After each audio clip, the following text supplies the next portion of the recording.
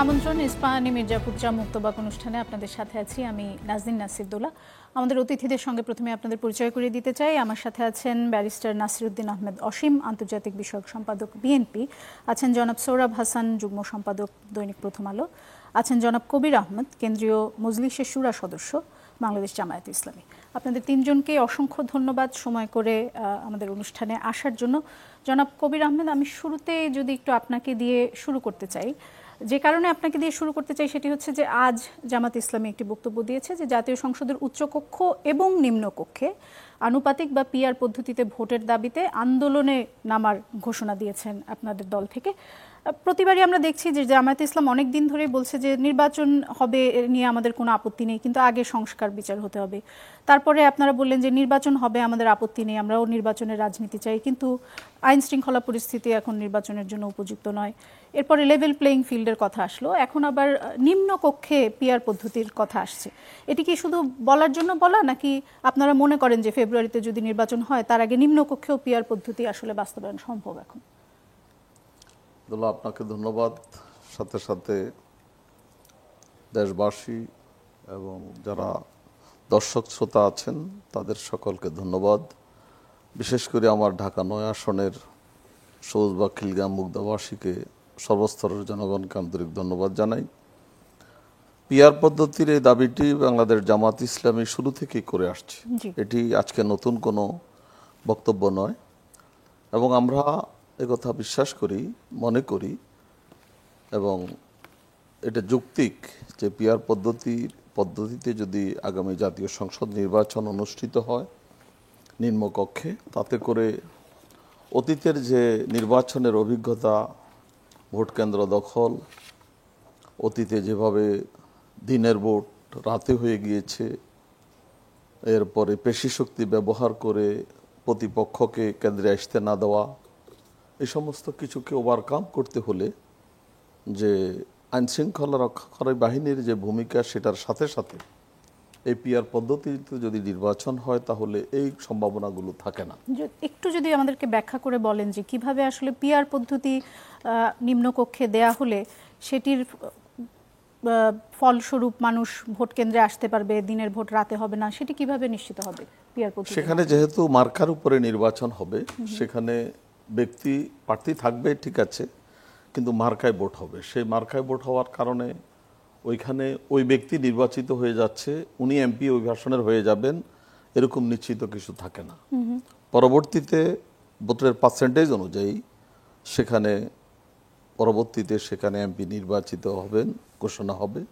সেই হিসাবে এককভাবে পেশিশক্তি ব্যবহার করে ভোট কেন্দ্র দখল করে প্রভাব খাটিয়ে ভোটারদেরকে ভয়ভীতি দেখিয়ে অথবা জোর করে ভোট ছিনিয়ে নিয়ে রেজাল্ট ঘোষণা করে দেওয়ার এই সুযোগটা থাকে না বলেই পিআর পদ্ধতিকে আমরা সাপোর্ট করছি। জনাব কবির আহমেদ, দুটি বিষয় যদি একটু বলি, সেটি হচ্ছে, এক হচ্ছে যে কমিশনগুলো গঠিত হয়েছিল সেখানকার আলোচনায় মূল যে এজেন্ডা ছিল সেখানে নিম্নকক্ষে পিআর পদ্ধতির বিষয়ে কোনো রকমের এজেন্ডায় সেটি ছিল না, এক নাম্বার। দু নাম্বার হচ্ছে যে অনেক দেশেই কিন্তু পিআর পদ্ধতি করার পরও রাজনৈতিক দলগুলো কাকে মনোনয়ন দিবে সেটি কিন্তু পিআর পদ্ধতি ঠিক করে দিতে পারবে না, এবং তখন দেখা যায় যে যেহেতু লোকাল লোকজনের সাথে কোনো কানেকশনের দরকার নেই, তখন কে গ্যারান্টি দিবে যে দলগুলো এমন লোকজনকেই দিবে না যারা হচ্ছে যাদের টাকা পয়সা বেশি, যাদের মাসল পাওয়ার বেশি? নেপালে কিন্তু এই ধরনের সমস্যা এরই মধ্যে তৈরি হয়েছে। নেপালে পিআর পদ্ধতি আছে, নেপালে আছে পিআর পদ্ধতি, বিশ্বের অনেক জায়গাতেই পিআর পদ্ধতি আছে, এবং আমি দক্ষিণ এশিয়ার একটা দেশের উদাহরণ দিলাম। সেক্ষেত্রে তারা সেখানে সুষ্ঠু নির্বাচন পেয়েছে এবং সেই দেশবাসী পিআর পদ্ধতি থেকে উপকৃত হয়েছে। সেজন্যই আমরা এখন বলছি যে বাংলাদেশেও যদি সুষ্ঠু নির্বাচন আমরা প্রত্যাশা করি। আপনি যেটি বলেছেন যে টাকার প্রাধান্য, সেই পিআর পদ্ধতিতে টাকার প্রাধান্যের কোনো সুযোগ নেই। কিভাবে? কোনো ব্যক্তি যে টাকা দিবে ইন্টারেস্টেড সে এভাবে হবে না। যেভাবে সে টাকা দিয়ে যদি কাউকে প্রভাবিত করে একটি কেন্দ্র সে তার আয়ত্তে রাখতে পারে, সেখানে সে টোটাল ভোট তার বাক্সে নিতে পারে, এই ধরনের কোনো সুযোগ থাকবে না। যেহেতু মার্কায় ভোট হবে, সে মার্কায় ভোটের জন্য তিনি চেষ্টা করবেন, ঠিক আছে, কিন্তু সেই চেষ্টাটা গণতান্ত্রিক প্রক্রিয়ায় হবে, সেই চেষ্টাটা জনগণের সাথে সম্পৃক্ততার মাধ্যমে হবে, জোর জবরদস্তি করার সুযোগটা থাকবে না। অথবা উনি এখানে জোর জবরদস্তি করেই উনি কিছু ভোট বেশি নিতে পারলে উনি নির্বাচিত হয়ে যাবেন এরকম কোনো গ্যারান্টি থাকে না, যার কারণে উনি সেই ক্ষেত্রে বিনিয়োগটা করবেন না বলে আমরা মনে করি। আচ্ছা, আপনারা যে বলেছেন যে আন্দোলন করবেন, আন্দোলনটা মানে কিরকম আন্দোলন? আন্দোলনটা তো আমরা আছি, আন্দোলনের প্রক্রিয়া তখন ঘোষণা করা হবে আমরা কোন পর্যায়ে কোন প্রক্রিয়া আন্দোলন যাবে। প্রথমত প্রতিবাদ, আমরা জুলাই সনদের ক্ষেত্রে তো আমাদের দলের পক্ষ থেকে বলা হয়েছে যে আমাদের প্রত্যাশার পূরণ হয়নি, এরপরে এটি জাতি হতাশ হয়েছে, এটিও একটি আন্দোলন। এটা হলো বক্তব্যের মাধ্যমে আন্দোলন। যদি পিআর পদ্ধতি না আসে নিম্নকক্ষে, তাহলে কি আপনারা নির্বাচনে যাবেন নাকি যাবেন না? সেটি আমাদের পার্লামেন্টারিয়ান বোর্ড আছে, আমাদের কেন্দ্রীয় শুরা আছে, সেটা তখনকার পরিপ্রেক্ষিতে আমাদের আলোচনা পক্ষে সিদ্ধান্ত হবে। এখনই আমরা এই কথা ঘোষণা করে দিইনি যে আমরা এই পদ্ধতি হলে ভোটে যাব, এই পদ্ধতি হলে যাব না। আমরা নির্বাচনমুখী দল। বাংলাদেশের ইতিহাসে যত নির্বাচন হচ্ছে সকল নির্বাচনে বাংলাদেশ জামাত ইসলামী অংশগ্রহণ করেছে। এই গণতান্ত্রিক প্রক্রিয়ার সাথে আমরা সম্পৃক্ত এবং এই গণতান্ত্রিক প্রক্রিয়াকে সুসংগঠিত করার জন্য কেয়ারটেকার সরকার পদ্ধতিটাও বাংলাদেশ জামাত ইসলামী আবিষ্কার করেছেন। বাংলাদেশ জামাত ইসলামীর তখনকার আমির অধ্যাপক গোলাম আজম সাহেব এটি প্রবক্তা। জনাব সোহরাব হাসান, আপনার কাছে যেতে চাই। জনাব কবির আহমেদের বক্তব্য আপনি শুনছিলেন, যেমনটি তারা মনে করছেন যে পিআর পদ্ধতি আসলে সুষ্ঠু নির্বাচন, মানুষের ভোটাধিকার প্রয়োগ সেগুলো নিশ্চিত করা যাবে, সেই সাথে টাকার যে খেলা বা মাসল পাওয়ার সেগুলো অনেকটা রোধ করা যাবে বলে তারা মনে করছেন এবং তারা দাবি জানিয়ে যাচ্ছে। আপনাকে ধন্যবাদ এবং আমার দুই সহ আলোচককে শুভেচ্ছা। মানে আমরা গণতান্ত্রিক ব্যবস্থার নানা ধরন আছে, নানা পদ্ধতি আছে। এটা নয় যে এক পদ্ধতি বাদ দিয়ে আমরা অন্য পদ্ধতি গ্রহণ করলে গণতন্ত্র সুদৃঢ় হবে অথবা গণতন্ত্র নাকচ হয়ে যাবে, তা নয়। তবে যে পদ্ধতি বাংলাদেশে এখন আছে সেটা আমাদের দীর্ঘদিনের, ব্রিটিশ আমল থেকেই, অন্তত তার আগের যদি নাও বলি 1937 সালের নির্বাচন থেকে এক ধরনের আমরা গণতান্ত্রিক মানে ভোট পদ্ধতি দেখে আসছি। এখানকার মানুষ সরাসরি তার প্রতিনিধি নির্বাচন করেছেন।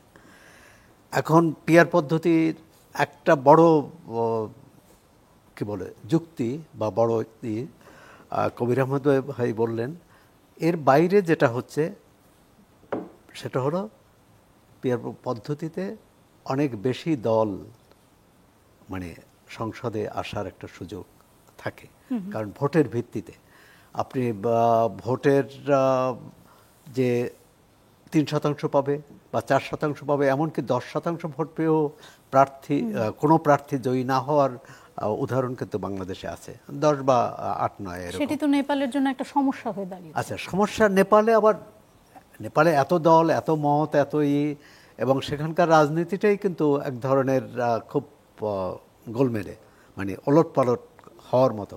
সেখানেও কিন্তু একটা বিপ্লবের মধ্য দিয়ে এসেছে। কিন্তু দ্বিতীয় কথা হচ্ছে সেটি এত বড় একটা গণ অভ্যুত্থান এবং 3টি নির্বাচনের মানুষ ভোট দিতে পারেনি। আমরা গণ অভ্যুত্থানের মধ্য দিয়ে যে নির্বাচনের প্রস্তুতি নিচ্ছি বা নির্বাচন হতে যাচ্ছে, কবির আহমদ ভাই বললেন যে এই কালো টাকা, পেশি শক্তি, জবরদস্তি। এখন এর অর্থ হচ্ছে আমরা রাজনৈতিক দলগুলোর মধ্যে পারস্পরিক যে আস্থার সম্পর্কটা গড়ে তুলতে পারিনি।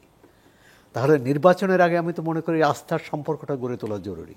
আর যদি সেটি না হয়, যে কোনো পদ্ধতিতে হলে সেই গণতন্ত্র কিন্তু কার্যকর হবে না, টেকসই হবে না। এবং আমরা 4টি নির্বাচন তো মোটামুটি। আস্থার সম্পর্ক জিনিসটা আসলে কি? আস্থার সম্পর্ক হচ্ছে আস্থার সম্পর্ক হচ্ছে আমার যে গণতন্ত্রের সীমা, আমার যে গণতান্ত্রিক অধিকার, সেই অধিকার অন্যের অধিকারকে খর্ব করবে না, অন্যের অধিকার ক্ষুণ্ণ করবে না।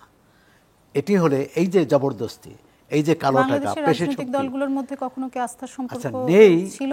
নেই। কিন্তু যদি আমরা এতগুলো মানুষের জীবন দান, এত আন্দোলন সংগ্রাম এবং স্বৈরাচারী সরকারকে এভাবে বিদায় করে দেওয়ার পরও যদি আমরা সেটি গড়ে না তুলতে পারি বা সেই আস্থার সম্পর্কটা না আসে, গণতন্ত্র কার জন্যে? গণতন্ত্র মানুষের জন্যে, ভোটারের জন্যে। এবং তার তার অংশীদার হচ্ছে রাজনৈতিক দলগুলো বা প্রার্থী, ব্যক্তিগতভাবেও হতে পারে রাজনৈতিক দল। এখন তাদের মধ্যে যদি আমি যদি সীমা লঙ্ঘন করতে থাকি, তাহলে এটা আপনি কোনো পদ্ধতি দিয়ে সীমাটা করা যাবে না। এটা গণতান্ত্রিক যে রীতি সংস্কৃতি, এটা ভিতরে তৈরি হতে হবে, দলের ভিতরে হতে হবে, ব্যক্তির ভিতরে হতে হবে, গোষ্ঠীর ভিতরে আমি হতে যদি হবে। একটু স্পেসিফিক্যালি প্রশ্নটা করি, সেটি হচ্ছে যে এই যে সংসদে উচ্চকক্ষ নিম্নকক্ষ বিতর্ক বা পিআর পদ্ধতিতে হবে নাকি সরাসরি ভোট হবে, এই যদি আমি সরাসরি ভোট থেকে পিআর পদ্ধতিতে যাই এবং উচ্চকক্ষ নিম্নকক্ষ দুই জায়গায় পিআর পদ্ধতি আসে, তাহলে কি আপনার মনে হয় যে গণতান্ত্রিক সংস্কৃতি যেটা আমরা বলি সেটির কোনো পরিবর্তন হবে বাংলাদেশে? সেখানে ঝুঁকি আছে। কবির আহমদ ভাই যেমন ধরেন ঢাকা ৯ আসন, নয় তো, ঢাকা ৯ আসনের উনি প্রার্থী। ওনার ব্যক্তিগত জনপ্রিয়তা, ভাবমূর্তি, দীর্ঘদিনে উনি এখানে কাজ করেছেন, সে কারণে স্থানীয় এই যে সবুজবাগ মুগদার মানুষ প্রতিদ্বন্দ্বীদের চেয়ে তাকেই পছন্দ করে, তাকে জয়ী করলেন। কিন্তু পিয়ার পদ্ধতি হলে তিনি খুব জনপ্রিয় নেতা হওয়া সত্ত্বেও লোকাল লেভেলে যদি হন, দল তাকে নাও দিতে পারে মনোনয়ন। দলের যে তালিকা সেখানে তার জায়গা নাও হতে পারে, এটি একটি ব্যত্যয়। দ্বিতীয় ব্যত্যয় হচ্ছে আপনি পিয়ার পদ্ধতির দলের উপর সবকিছু ছেড়ে দেওয়া। এখন জামাত ইসলাম হয়তো খুবই গণতন্ত্র কড়াকড়িভাবে মান্য করে এবং কেউ বিদ্রোহী হবে না, কেউ দলের সিদ্ধান্তের বাইরে যাবে না। কিন্তু আমাদের অন্যান্য দল, এমন বিএনপি সহ এমনকি অন্য যেসব দল আছে, গণতন্ত্র মঞ্চের যে শরিক আছে বা 12 দলীয়, তাদের মধ্যে কিন্তু এই প্রবণতাটা থাকবে যে আমি কেন হতে পারবো না। সেখানে এমনকি এও তো দেখা গেছে আমাদের অতীতের নির্বাচনগুলোতে দলের মনোনীত প্রার্থী জয়ী হতে পারেনি, কিন্তু বিদ্রোহী প্রার্থী জয়ী হয়েছে।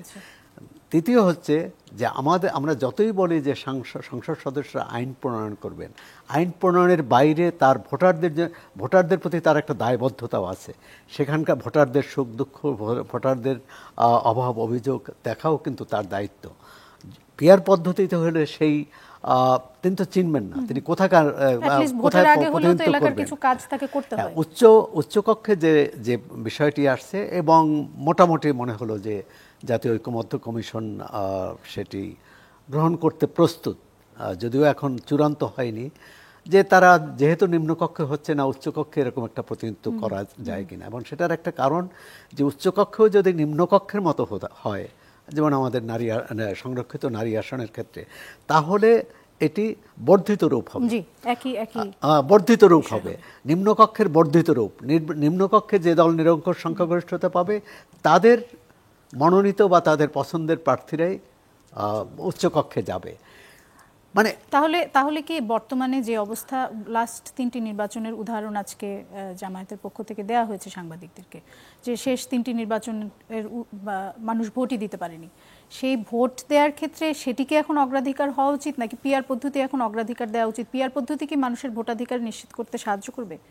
যদি সংক্ষেপে, একদম সংক্ষেপে চাই।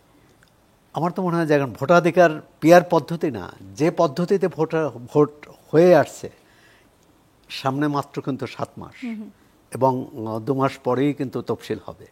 সুতরাং সেখানে আমি মনে করি না যে এরকম একটা সম্পূর্ণ নতুন আমাদের ভোটারদের কাছে, জনগণের কাছে, প্রার্থীদের কাছে, রাজনৈতিক দলের কাছে সম্পূর্ণ একটা নতুন অভিজ্ঞতা, সেটি কি বলে অনুশীলন করাটা খুব কঠিন হবে।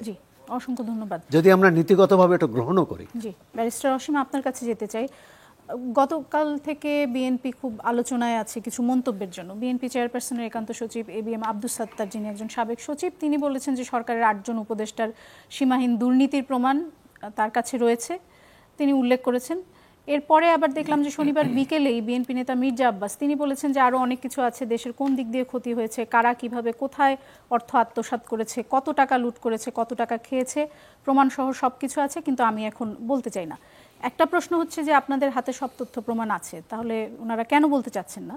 2 নাম্বার হচ্ছে, এরপরে আমরা শনিবার রাতে আবার বিবৃতিতে দেখলাম যে বিএনপি মহাসচিব মির্জা ফখরুল ইসলাম আলমগীর বলেছেন যে অন্তর্বর্তীকালীন সরকারের উপদেষ্টাদের সততার উপর পূর্ণ আস্থা প্রকাশ করছে বিএনপি। আমরা কোনটা বিশ্বাস করব? আমি এই কথাটাই বলতে চাচ্ছিলাম। প্রথম যে 8 জন উপদেষ্টার সম্পর্কে যে তথ্য ব্যক্ত করেছেন বা অভিযোগ এনেছেন, প্রথম কথাটা হচ্ছে যে আপনি অভিযোগ যখন আনবেন তাহলে অভিযোগটা যদি দুর্নীতির অভিযোগ হয় তাহলে দুর্নীতি দমন কমিশন আছে, আপনি তাদের নোটিশে আনতে পারেন। দ্বিতীয় কথা হচ্ছে যে উনি কোন অবস্থান থেকে বলেছেন, ওনার সঙ্গে বাংলাদেশ জাতীয়তাবাদী দলের রাজনৈতিক দলের নেক্সাসটা কি এটা আগে দেখতে হবে, তাহলে ওনার স্ট্যান্ডিংটা আছে কিনা এই কথাটা বললে এটা কি রাজনৈতিক দল হিসেবে বিএনপির বক্তব্য কিনা। দ্বিতীয় কথা যেটা স্থায়ী কমিটির একজন সদস্য জনাব মির্জা আব্বাস সাহেব বলেছেন, সেটা উনি বলেছেন আমি মনে করি ধরে নিতেই পারি। যেমন আপনার এনসিপির একজন নেতা যে ডিসি পোস্টিংয়ের ক্ষেত্রে 450 থেকে 500 কোটি টাকার একটা বিষয় এসছে, তার প্রেক্ষাপটে আপনার এনসিপি তাকে শোকজ করেছেন, বহিষ্কার কিংবা পরবর্তীতে সরকার কিংবা দুদক এই তথ্যটা যাচাই বাছাই করেছেন কিনা আমি সেটা জানি না। সেক্ষেত্রে একজন সাধারণ নাগরিক হিসেবে আমি যদি বলি যে সরকারের উপর তাহলে আমার আস্থা নেই, আমি ব্যক্তিগতভাবে বলতে পারি, বা একজন আইনজীবী হিসেবে যে আমি তো প্রত্যাশা করতেই পারি, এটা তো বেশ কয়েক মাস আগে এটা এসছে, কিন্তু কোথা থেকে? আপনাদের গণমাধ্যমের মাধ্যমে কিন্তু এসছে।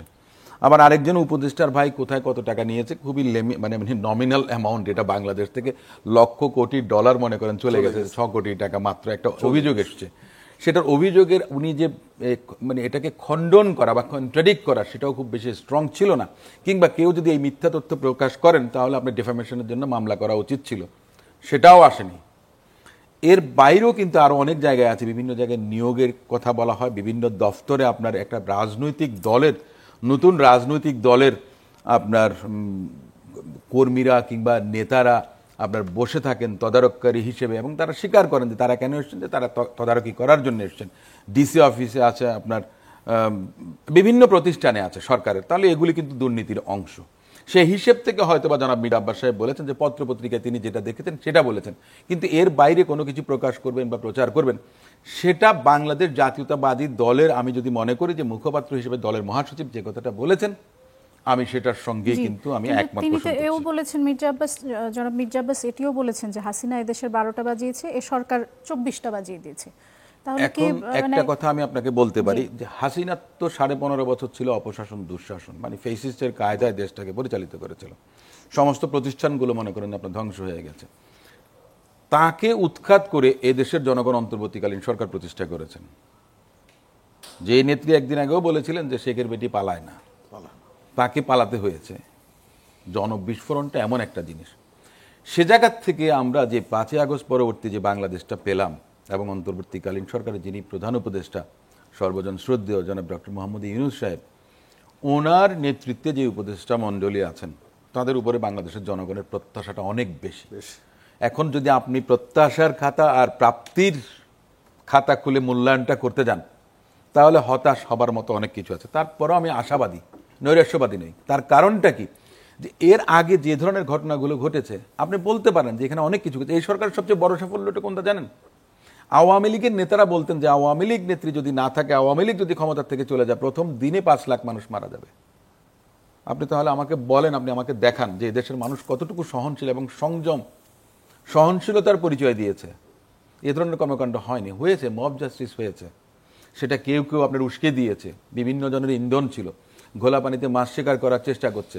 বাংলাদেশে যে নতুন রাজনৈতিক বন্দোবস্ত তৈরি হবার মতো একটা দ্বার উন্মোচন হয়েছে, সেটাকে আপনার রুদ্ধ করে দেওয়ার জন্য অনেকে ষড়যন্ত্র করবে। তো তার অংশ হিসেবে বিভিন্ন কিছুই হতে পারে, এটা অস্বাভাবিক কিছু না। কারণ আমরা তো বাংলাদেশের নাগরিকদের যে সাইকোলজিটা, আপনি তো মানবিক মূল্যবোধটাই তো আমাদের ছিল না, যে সিলেটে একটা 9-10 বছরের বাচ্চাকে আপনার রড দিয়ে খুঁচিয়ে যখন হত্যা করে। বক্তব্যের সাথে একমত নন যে হাসিনা এদেশে 12টা বাজিয়েছে, সরকার 24টা বাজিয়ে দিয়েছে? হাসিনা তো 12টা বাজিয়েছে, এখন রেটরিক হিসেবে ইউজ করেছে যে 24টা বাজিয়ে দিয়েছে, মানে হাসিনার চেয়েও আরো খারাপ অবস্থা। আমি তো একটা কথা তুলনা করেছি, একটা উনি ওনার আক্ষেপ দেবে উনি বলেছেন, আর আমিও তো একটা জিনিস বলি যে কিছুটা হলেও মনে করেন যে প্রত্যাশা এবং প্রাপ্তি প্রপোর্শনেট না, যেটা আরো বেশি হওয়ার কথা ছিল।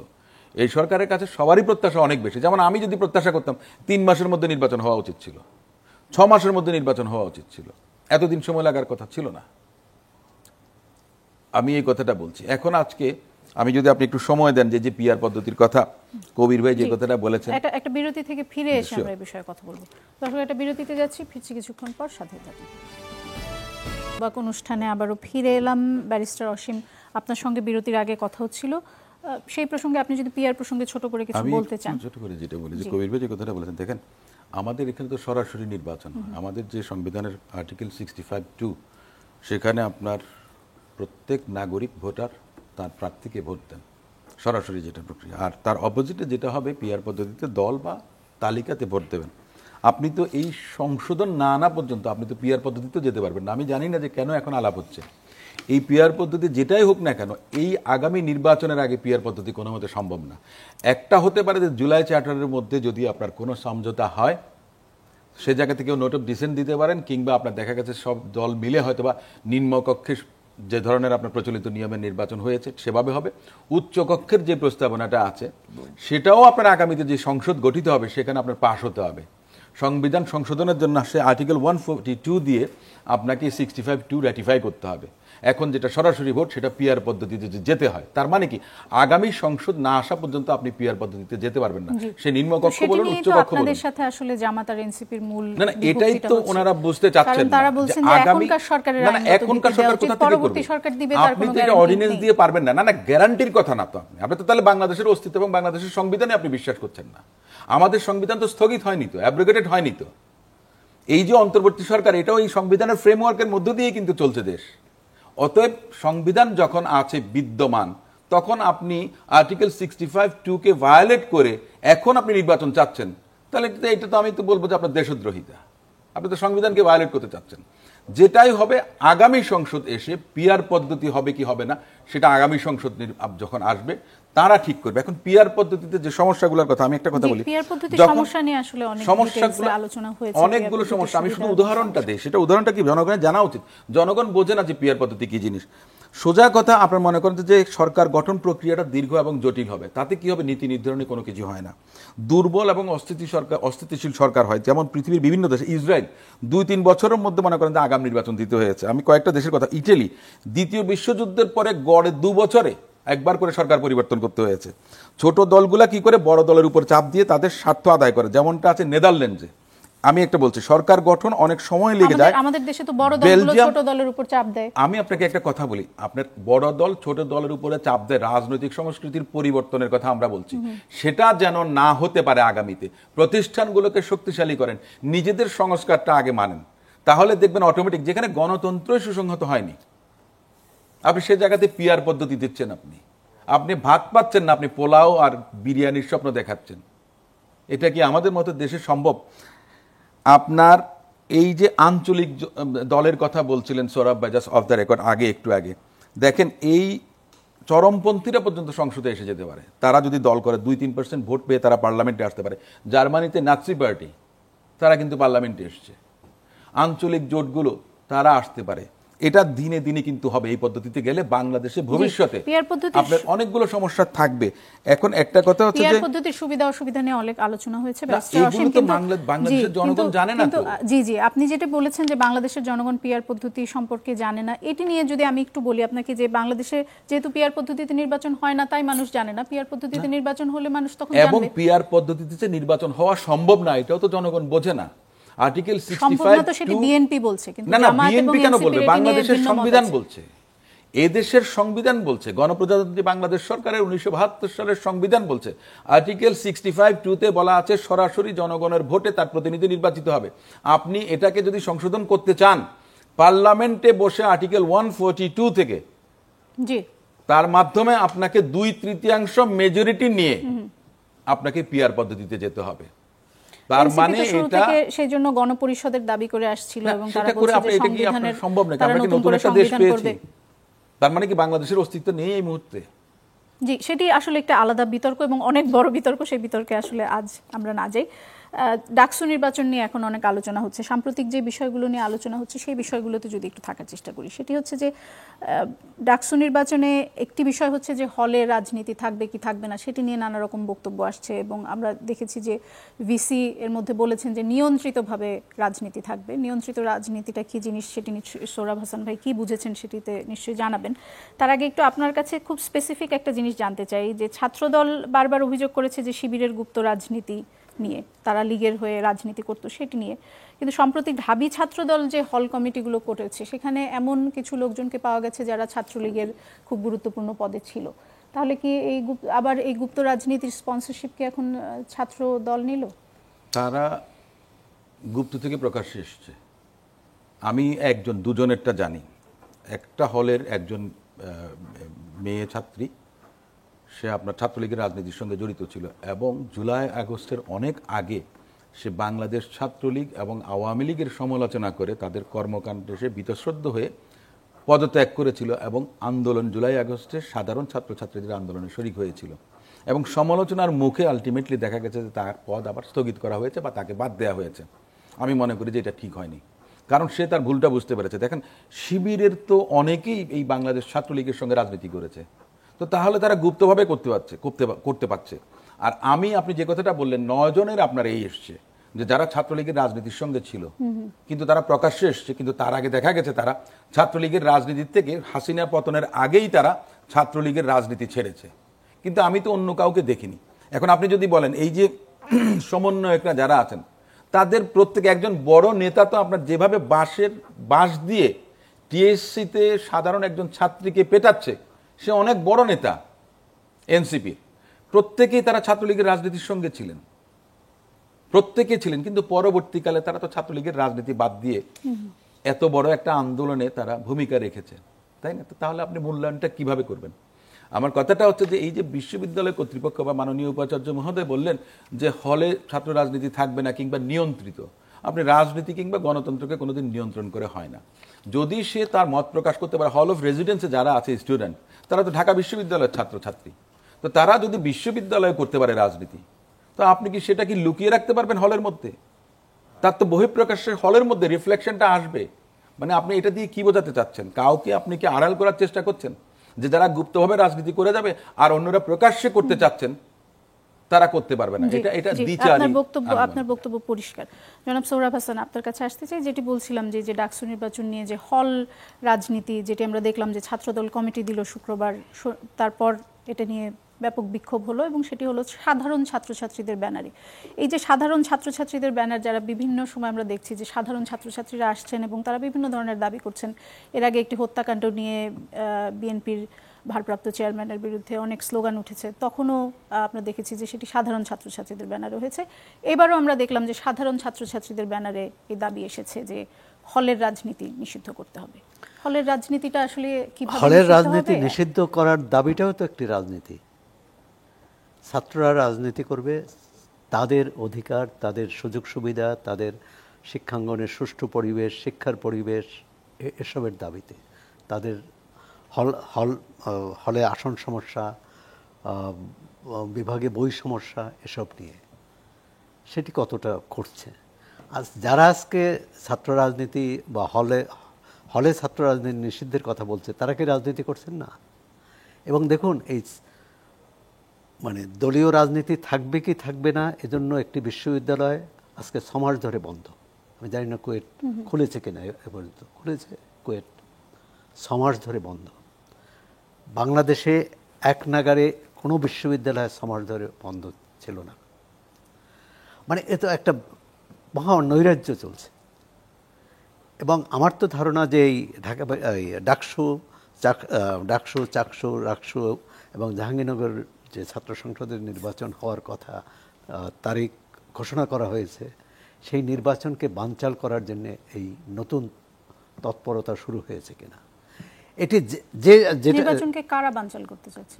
এদের মধ্যেই কেউ, যারা হলের রাজনীতি নিষিদ্ধ করার দাবি জানাচ্ছেন। আমি কারা করতে চাচ্ছে জানি না, কিন্তু কোনো না কোনো পক্ষ করতেছে এবং তাতে লাভবান হবে কিন্তু যারা ক্ষমতা থেকে বিতাড়িত হয়েছে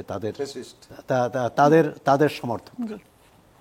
এবং গত 1 বছরে তারা মোটামুটি এই ক্ষেত্রটা তৈরি করে ফেলছে।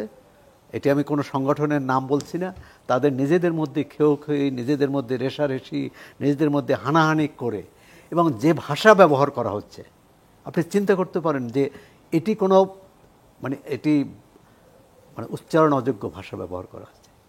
বিশ্ববিদ্যালয়ে আমাদের সেরা শিক্ষার্থীরা তারা এই ভাষা ব্যবহার করেছে, বুয়েটের শিক্ষার্থীরা একদল আরেক দলের উপর। এমনকি এটা 5 আগস্টের আগে স্বৈরাচারী শাসনামলেও এই ভাষা ব্যবহার করা হয়নি। তখন আমাদের শীর্ষ নেতৃত্ব সম্পর্কে অনেক কথা বলি, তিনি পুরো জাতিকে তুচ্ছ তাচ্ছিল্য করেছে, কিন্তু এই ভাষা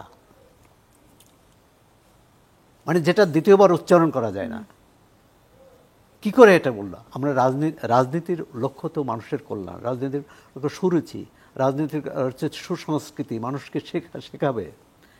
তো আমরা কি আচরণ করছি তারা সেখানে। জি, এবং এটা যদি সমস্যা হয়, হল রাজনীতি যদি সমস্যা হয়, আলোচনা করে সমাধান হবে। সেখানে হানাহানি হবে কেন? সেখানে আজকে সেখানে একটা আলোচনা মধ্যরা বসেছিল, আজকে দ্বিতীয় দিন ছিল মিটিং এর। সেই আলোচনা থেকে আমরা দেখলাম যে বাম ছাত্র সংগঠনগুলো এই জন্য ওয়াকআউট করেছে যে সেখানে ছাত্র শিবির ছিল। না, সেটা কেউ ওয়াকআউট করেছে, সেটা ওয়াকআউট করতে পারে তার তার নিজস্ব রাজনীতির কারণে। না, আমি বললাম যে আলোচনা চলছে, আপনি যেটি বলছেন যে আলোচনা চলছে, শেষ কোথায় হবে? শেষ একটাই হতে পারে যে নির্বাচনটা বানচাল করা, আর একটা হতে পারে আপনি যা সেই আশঙ্কা দেখছেন। যা বিরোধ আছে এই বিরোধ মিটিয়ে কিভাবে করা যায়। যে ছাত্রলীগ তো নেই, নিষিদ্ধ, সরকার নিষিদ্ধ করেছে, তাদের কোনো তৎপরতা নেই। তা যারা এরা তো সবাই আন্দোলনে ছিল, সবাই গণ অভ্যুত্থানের অংশীদার, তাদের আজকে এরকম কেন? তারা একে অপরকে শত্রু ভাবছে। আমি একটু এই প্রসঙ্গে জনাব কবির আহমেদ আপনার কাছে জানতে চাই যে ছাত্র শিবির পরিষ্কারভাবেই বলেছে যে হলের রাজনীতি তারা চান না, কিন্তু আমি তো জানি যে সব হলে হলে ছাত্র শিবিরের শৃঙ্খলা কমিটি আছে, আরও বিভিন্ন ধরনের কমিটি আছে। এগুলো কি অরাজনৈতিক কমিটি? ছাত্র শিবির যে কথাটা বলেছে সেটি হচ্ছে যে হলের পরিবেশটা সহনশীল রাখা, সেখানে যেভাবে দখলদারিত্ব, সেখানে যেভাবে পেশি শক্তির ব্যবহার, সেটা বন্ধ করার জন্য ছাত্র শিবির এই ধরনের প্রস্তাব করেছেন। এবং ছাত্র শিবির তাহলে মাথা ব্যথার জন্য মাথা কেটে ফেলার না, মাথা কাটার কথা বলা হয়নি। মাথা কাটলে তো তাহলে নির্বাচন বন্ধ করার কথা বলা হবে। নির্বাচন ছাত্র শিবির চায়, ছাত্র শিবির ডাকসু নির্বাচন শিডিউল মোতাবেক হোক, সেটা ছাত্র শিবির সহনশীল ভূমিকায় আছে এবং থাকবে, এবং তারা সেখানে প্রার্থিতা করবে, নির্বাচন প্রচেষ্টা তারা অব্যাহত রাখবে। যেটুকু বলা হয়েছে, বিসি মহোদয় যেটি বলেছেন সেটি হচ্ছে যে আমরা দেখেছি যে অতীতে হলগুলোতে আমাদের দেশের অসংখ্য মেধা শেষ হয়ে গিয়েছে, কোনো বিচার হয়নি তার, এবং সেখানে একটা পর্যায়ে তাদেরকে বেকসুর খালাস অথবা আইনের মাইফাস দিয়ে তারা বেরিয়ে গিয়েছে। এখন যেটা বলা হচ্ছে যে নিয়ন্ত্রিত ছাত্র রাজনীতি, নিয়ন্ত্রিত পরিবেশ, অর্থাৎ সেখানে সহনশীল পরিবেশ যাতে থাকে। আমরা একটা পরিবারে, আমরা যখন একটা পরিবারে বাস করি, মা বাবা ভাই বোন, তাদের মধ্যে কিন্তু একটি সৌহার্দ্যপূর্ণ পরিবেশ থাকে। তো হলটা তো এরকম, সেখানে হয়তো 10 মায়ের সন্তান থাকে, কিন্তু সেখানে পরিবেশটা যাতে এমন হয় যে পরস্পরের প্রতি শ্রদ্ধাশীল হবে, সহনশীল হবে, পরস্পরের সাথে মিলেমিশে চলবে। এটা তো বোঝানো হয়েছে যে নিয়ন্ত্রিত থাকবে, অর্থাৎ সেখানে একটা সুশৃঙ্খল থাকবে। কিন্তু এই সুশৃঙ্খল থাকার অর্থ এই নয় যে এটা দিয়ে নির্বাচন বন্ধ করে দেওয়া, ডাকসু নির্বাচন প্রতিহত করা, সেটা না। ডাকসু নির্বাচনের পক্ষে ছাত্র শিবির কাজ করছে, এবং ছাত্র শিবির সেখানে পূর্ণ প্যানেল দেবে, এবং ছাত্র শিবির ছাত্রীদের সম্পৃক্ততায় তাদের জন্য যা কিছু প্রয়োজন ইতিমধ্যে 5ই আগস্টের পরে ছাত্র শিবির সেটা তাদের সর্বশক্তি দিয়ে সাধারণ ছাত্রছাত্রীদের স্বার্থে, সাধারণ ছাত্রছাত্রীদের উপকারার্থে অনেকগুলো কর্মসূচি নিয়েছে, আপনারা দেখেছেন। এই জন্য ছাত্র শিবিরের জনপ্রিয়তা অতীতের যে কোনো সময়ের তুলনায় ঢাকা বিশ্ববিদ্যালয় বেড়েছে, এবং তাদের এই বলিষ্ঠ ভূমিকার কারণে। এটি কি সত্য যে ছাত্র শিবির প্রকাশ্য কর্মকাণ্ডের চেয়ে আসলে গুপ্ত কর্মকাণ্ডে তারা বেশি কমফোর্টেবল থাকেন, এবং সেজন্য হলগুলোতে তারা শৃঙ্খলা কমিটি দিচ্ছেন, কিন্তু তারপরে আবার বলছেন যে হলের রাজনীতি গুপ্ত কর্মকাণ্ড এই শব্দটা আসলে এখানে ফ্যাসিস্টের গন্ধ পাওয়া যায়। বিগত 17 বছর বাংলাদেশ জামাত ইসলামী ছাত্র শিবির কাজের ক্ষেত্রে প্রতিনিয়ত প্রতিক্ষণে ফ্যাসিস্ট সরকারের পক্ষ থেকে বাধাগ্রস্ত হয়েছে। এমনকি কারো ড্রয়িং রুমে যদি কোনো ছেলে মেয়ের বিয়ের ব্যাপারেও কথা হয়, 3 জন মিলে চা খাইতে বসতেন, সেখান থেকেও গোপন বৈঠক বলে ধরে নিয়ে যাওয়া হয়েছে, জেলে দিয়ে দেওয়া হয়েছে। তো আজকে এসেও যদি এটা বলা হয় যে গোপন রাজনীতি ছাত্র শিবির জড়িত, এটা আসলে প্রণান্তকরণে ফ্যাসিস্টদেরকে ডেমোক্রেসিতে ডেকে নিয়ে আসা হয়, এবং ফ্যাসিস্টদের বাসাটাই ব্যবহার করা হয়। ওই সময়ে ছাত্র শিবির যে জুলাই বিপ্লবে ভূমিকা রেখেছে, এটি সমন্বয়কেরা এনসিপিও স্বীকার করেছেন, এমনকি বাংলাদেশের সচেতন নাগরিক প্রত্যেকে স্বীকার করবে যে ছাত্র শিবিরের ছাত্ররা, সে মেধা ভিত্তিক ছাত্ররা যেভাবে ভূমিকা রেখেছে, সেই ভূমিকাটা ছিল গঠনমূলক, দেশ এবং জাতির স্বার্থে। সেই ক্ষেত্রে হয়তো তারা তাদের দলীয় পরিচয়টা ওইভাবে প্রকাশ্য বলেনি যে বৈষম্য বিরোধী আন্দোলনের কর্মী হিসাবে তারা সেখানে ভূমিকা রেখেছে। এর অর্থ জি। এই নয় কিন্তু যে তারা ছাত্রলীগের গোপন কোনো কেন্দ্রীয় সংগঠনের কমিটিতে যে তারা ছিলেন জি। সেই বিষয়টিকে কিভাবে দেখেন? ছাত্র শিবিরের লোকেরা ছাত্রলীগের সাথে ছিলেন, এটা কিছু ব্যক্তি ছিলেন, সেটা সংগঠনের সিদ্ধান্ত গুরুত্বপূর্ণ করেছিলেন, নেতারা ছিলেন। গোপন করে ছিলেন না। তারা তো তখন তাদের সাথেই ছিলেন, ওপেনে ছিলেন। 5ই গোপন করা তো অগস্টের হলো, পরে এটি গোপন করে সামনে যেটা এসেছে। বোঝানো হয় সেটি হচ্ছে যে আমি আমার পরিচয়কে আড়াল করে থাকা, সেটা তো নয়। সে সেখানে তাদের সাথে সম্পৃক্ত ছিলেন, জি। তাদের সাথে কাজ করেছেন, এবং পরবর্তীতে তারা যখন পরিবেশ পেয়েছে তখন তো তারা প্রকাশ্য তাদের ঘোষণাটা দিয়েছে। তারা কি ছাত্রলীগের মতাদর্শকে ধারণ করতেন? মতাদর্শ ধারণ করে তো কাজ করেনি, আচ্ছা, মতাদর্শে কাজ করেনি, সেটিও সংগঠনের সিদ্ধান্তের কারণেই করেছে সে। জি। এই বিষয়ে, এই ছাত্র শিবির বিষয়ে আরেকটি ছোট প্রশ্ন যদি একটু করি, সেটি হচ্ছে যে আপনি জানেন এরই মধ্যে যে 36 জুলাই আমরা থামবো না এই শিরোনামে একটি কর্মসূচি হয়েছে টিএসসিতে, এবং সেখানে বিচারিক হত্যাকাণ্ড শিরোনামে একটি প্রদর্শনীতে তারা 7 জনের ছবি প্রদর্শন করে, সেখানে 6 জনই জামায়াতের নেতা। এবং সেই বিচার প্রক্রিয়ার ফেয়ারনেস নিয়ে অনেক রকমের প্রশ্ন রয়েছে, সেটি নিয়ে অনেক আলোচনাও হয়েছে। কিন্তু ওনারা যে 71-এ বাংলাদেশের স্বাধীনতার বিরোধিতা করেছেন, বা জামায়াত যে দল হিসেবে স্বাধীনতার বিরোধিতা করেছে, এটা তো স্বীকৃত। এবং শিবির সাধারণত বলে থাকে যে যেহেতু আমরা সবার জন্ম আমাদের 71-এর পরে, কাজেই এই রাজনীতির এইটার দায়ভার আমরা নিব না। কিন্তু যখন তারা এই ধরনের প্রদর্শনী করে, এটি করে আসলে তারা কি মেসেজ দিতে চাইলো? তারা কি এই মেসেজ দিলেন যে তারা জামায়াতের যে স্বাধীনতা বিরোধী অবস্থান ছিল তখন, সেই একই অবস্থানে তারা এখনো আছেন? আপনাকে ধন্যবাদ। আসলে তারা মেসেজ যেটা দিতে চেয়েছে সেটি আমি পরে আসছি। আপনি যেটা বললেন যে 71-এ জামাত স্বাধীনতা বিরোধিতা করেছে, স্বাধীনতার জামাতের যে 7 জন নেতার 6 জন নেতার ছবি সেখানে দিয়েছে, তারা স্বাধীনতা বিরোধিতা করেছে, এই কথাটা সত্য নয়। বাংলাদেশ জামাত ইসলামী স্বাধীনতার বিরোধিতা করেনি। বাংলাদেশ জামাত ইসলামী স্বাধীন হওয়ার পরপরই বাংলাদেশ জামাত ইসলামীর যিনি তখন আমির ছিলেন তিনি প্রকাশ্য বিবৃতি দিয়েছেন নির্বাচিত সরকারের হাতে ক্ষমতা হস্তান্তর করার জন্য। এবং আমাদের এই বাংলাদেশের সংবিধান অনুযায়ী, বাংলাদেশের আইন অনুযায়ী যে বিচার হয়েছে, সেই বিচারে আপনারা দেখতে পেয়েছেন যে ফ্যাসিস্ট সরকার যেভাবে বিচারের নামে যে হত্যা কার্য চালিয়েছেন সেটা প্রমাণিত হয়েছে। 7 জন, অসীম ভাই এটা ভালো জানবেন, উনি আইনঙ্গনে আছেন, 7 জন বিচারপতি একই সুরে একই বাক্যে একথা স্বীকার করেছেন যে এটিএম আজহারুল ইসলাম আসলে কোনো স্বাধীনতা বিরোধী বা মানবতা বিরোধী কোনো অপরাধ করেননি, তিনি বেকসুর খালাস পেয়েছেন, এবং সেখানে কোনো মতানৈক্য ছিল না। পুরো বেঞ্চ একমত হয়ে তাকে বেকসুর খালাস দিয়েছেন। এটা দ্বারা প্রমাণিত হয়েছে যে বাকি যাদেরকে ফাঁসি দিয়ে দিয়েছে সেই সময় জোর জবরদস্তি যাদেরকে আইনের ভাষায় তাদেরকে হত্যা করা হয়েছে, তারা আসলে নিরপরাধ ছিলেন, তাদেরকে জোর করে ফাঁসির কাষ্ঠে ঝুলানো হয়েছে। এজন্যই ঢাকা বিশ্ববিদ্যালয়ের ছাত্ররা সালাউদ্দিন কাদের চৌধুরী সহ 7 জনের ছবি টাঙ্গিয়েছিলেন যে এটিএম আজহারুল ইসলাম যে আইনে যে পদ্ধতিতে মুক্তি পেয়েছেন তারাও মুক্তি পাতেন যদি সুষ্ঠু বিচার হতো। তাদেরকে বিচারিক হত্যা করা হয়েছে এবং জোর জবরদস্তি তাদেরকে ফাঁসির কাষ্ঠে ঝুলানো হয়েছে। এটুকু প্রমাণ করার জন্যই তারা সেই ছবিগুলো সেখানে দিয়েছিলেন। জি, এ বিষয়ে জনাব সোহরাব হাসান যে বক্তব্য জনাব কবির আহমেদ দিলেন যে জামায়াত স্বাধীনতা বিরোধী ছিল বা এই নেতারা স্বাধীনতা বিরোধী ছিলেন, এটার সাথে তিনি না, কবির আহমেদ ভাই তো তখন নেতা ছিলেন না,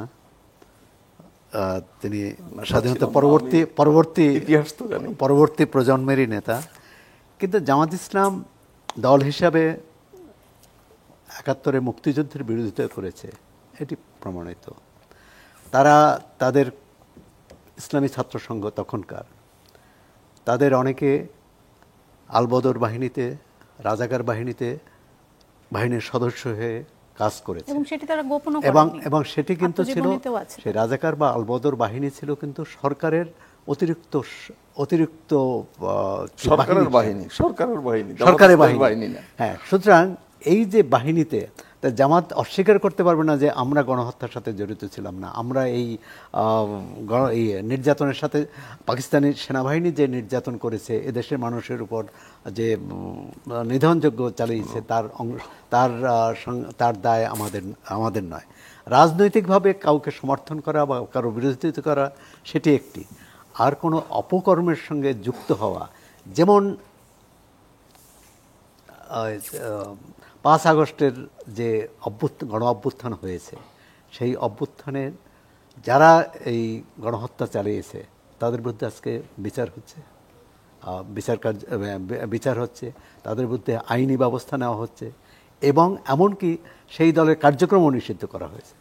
স্বাভাবিকভাবে অনেকেই প্রশ্ন করেন যে 24-এর গণহত্যার জন্য যদি যারা দায়ী তাদের যদি বিচার হতে পারে, 71-এর গণহত্যার জন্য যারা দায়ী বা যারা সহযোগিতা করেছে তাদের বিচার হবে না কেন, এই প্রশ্নটি। এখন আমরা স্বাধীনতার 54 বছর পর কিভাবে সামনে এগোতে চাই? অবশ্যই আমরা অতীতের গ্লানি বহন করতে চাই না, কিন্তু অতীতের দায় অস্বীকারও করতে চাই না। যারা অতীতের অপকর্মের জন্য দায়ী সেটা যেমন আমাদের স্বীকার করতে হবে, সে দায় নিতে হবে। আবার যারা গৌরবের অংশীদার, গৌরবের যারা হকদার, তাদের সেই গৌরবও দিতে হবে। এখন হ্যাঁ, জামাত ইসলামী তো যে বাংলাদেশে এখন যে জামাত ইসলামী তো বাংলাদেশের জামাত ইসলাম। সুতরাং আমি তো মনে করি যে জামাত ইসলামের উচিত পাকিস্তান জামাত ইসলাম বা তৎকালীন পূর্ব পাকিস্তান জামাত ইসলাম যে কাজ করেছে, যে অপকর্মের সহযোগিতা হয়েছে, গণহত্যার সহযোগিতা হয়েছে, তার দায় তাদের অস্বীকার করা উচিত। ৭১ স্বাধীনতা যুদ্ধ নিয়ে তাদের স্ট্যান্ড কি আপনার কাছে ক্লিয়ার? না, আমার কাছে তাদের কাছে পরিষ্কার কিনা, মানে তারা কি পরিষ্কার বক্তব্য কবির ভাই দিয়েছেন আছেন, তাদের কাছে তারা কখনো বলেন যে আমরা রাজনৈতিকভাবে সমর্থন করেছি, আমরা ভারত বাংলাদেশ এই অঞ্চলের উপর আধিপত্য বিস্তার করবে সেটার বিরোধিতা করেছি। দুটো কিন্তু সম্পূর্ণ ভিন্ন। জি, এবং তারা ক্ষমাও চেয়েছেন একটা কন্ডিশনাল ভাবে, যেটি বলেছেন যে 47 থেকে এখন পর্যন্ত যদি আমরা কিছু আমরা দেখলাম যে কষ্টের কারণ হয়ে থাকি, সজীবাজের জয়ও দেখলাম যে এরকম একটি বার্তা গতকাল দিয়েছে, আমরা জনগণের কাছে ক্ষমা চাই। আমি এই প্রসঙ্গে আপনার কাছে আবারও আসবো। এই প্রসঙ্গে আমি ব্যারিস্টার অসীম আপনার কাছে যেতে চাই। এই একই প্রসঙ্গ নিয়ে আজই অথবা গতকাল বিএনপি স্থায়ী কমিটির সদস্য সালাউদ্দিন আহমেদ তিনি বলেছেন যে বাংলাদেশের মুক্তিযুদ্ধের চেতনা বলে বাণিজ্য হয়েছে, বিভিন্ন রাজনৈতিক উদ্দেশ্যে মানুষকে বিভক্ত করা হয়েছে, কিন্তু স্বাধীনতার পক্ষে বিপক্ষে বক্তব্য দিয়ে জাতিকে আর বিভক্ত করা যাবে না। কিন্তু আমার যতদূর মনে পড়ে যে গত মাসের 14 তারিখে খুব সম্ভবত বিএনপি মহাসচিব তিনি বলেছিলেন যে কিছু মহল থেকে মুক্তিযুদ্ধকে সুপরিকল্পিতভাবে অস্বীকার করার প্রবণতা দেখা যাচ্ছে। আমরা পরিষ্কারভাবে বলতে চাই, মুক্তিযুদ্ধ নিয়ে আমাদেরও কোনো আপোষ নেই এবং আমরা কোনো আপোষ করব না। দুটি বক্তব্যকে কি আপনি একটু সাংঘর্ষিকভাবে দেখেন? সাংঘর্ষিক না, দুটো ভিন্ন বিষয়। একটা হচ্ছে যে মহান মুক্তিযুদ্ধের চেতনা 1971, আরেকটা হচ্ছে যে স্বাধীনতার 55 বছর পর মানে পক্ষ বিপক্ষ এনে জাতিকে বিভক্ত না করার কথা, বিভাজনের কথা না করার কথা বলা হয়েছে। মুক্তিযুদ্ধই তো আমাদের ভিত্তি, তাই না? আমরা যেটার জন্য 9 মাস রক্তক্ষয়ী সংগ্রামের মধ্য দিয়ে স্বাধীনতা অর্জন করেছি এবং সেখানে যারা স্বীকৃত, যেমন জামাত ইসলামের কথা বলা হয়েছে বা ইসলামী ছাত্র সংঘের কথা সৌরভ ভাই যেটা বলেছেন, সেখানে যুদ্ধাপরাধের সঙ্গে তারা জড়িত আছেন। কথাটা হচ্ছে যে যাদেরকে ফাঁসি দেওয়া হয়েছে, জামাতের নেতাদেরকে যাদেরকে ফাঁসি দেওয়া হয়েছে কিংবা সালাউদ্দিন কাদের চৌধুরীকে ফাঁসি দেওয়া হয়েছে, ফাঁসি দেওয়ার জন্য কি এনাফ এভিডেন্স ছিল? আমার বক্তব্য সেটা জুডিশিয়াল কিলিং বলে আমি মনে করি। 1, 2, ক্রিমিনাল প্রসিডিওর কোডে কখনো আপনার রেট্রোস্পেক্টিভ ইফেক্ট দেওয়া যায় না। আমরা তো দেখেছি শাহবাগে গণজাগরণ মঞ্চ করে মিছিল করে সুপ্রিম কোর্ট যেখানে দিয়েছিল যাবজ্জীবন, কারণ আইনে ছিল যাবজ্জীবন, ফাঁসি ফাঁসি ফাঁসি চাই, তাই না? আমাদের মনে আছে। তাহলে সেটা কি হলো? জুডিশিয়াল এনার্কি তৈরি করা হলো, জুডিশিয়ারির উপরে আপনার চাপ প্রয়োগ করা হলো, যার কারণে সরকার আইন পরিবর্তন করেছেন এবং আইন পরিবর্তন করে জামাতের নেতাদেরকে ফাঁসি দিয়েছেন। ওনারা হয়তোবা দোষী ছিলেন অথবা দোষী ছিলেন না, কিন্তু আমি এইটুকু বুঝি কত বছর পরে হয়েছে, আপনার যদি আমরা 2013 সাল 14 সাল আমরা সে সময়কার কথা, তো সেটাও তো অনেক বছর পর। আপনার সেই পরিমাণ কি এভিডেন্স ছিল?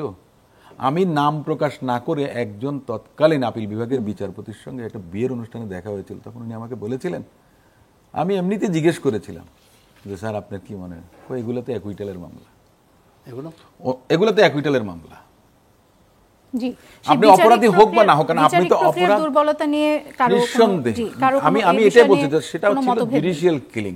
এই ব্যাপারে কোনো সন্দেহ নেই। কিন্তু যেই প্রসঙ্গটি আমি জানতে চাচ্ছি সেটি হচ্ছে যে এই যে অনেকদিন জামায়াতের সাথে আপনারা এক ধরনের রাজনৈতিক সম্পর্কে ছিলেন এবং জামায়াতকে সাথে নিয়ে রাজনীতি করেছেন, তখন আপনাদের মুখে মুক্তিযুদ্ধ নিয়ে খুব একটা বেশি কথা আমরা বলতে শুনিনি, কিন্তু এখন মনে হচ্ছে যে জামায়াতের সাথে সম্পর্কের অবনতির পর কি বিএনপি আপনি একটা ভুল ধারণা। বাংলাদেশ জাতীয়তাবাদী দল আমরা সবসময় বলেছি, আমাদের দলে যতজন সেক্টর কমান্ডার, আমি জামাতের সঙ্গে কেন আমাকে তুলনা করব?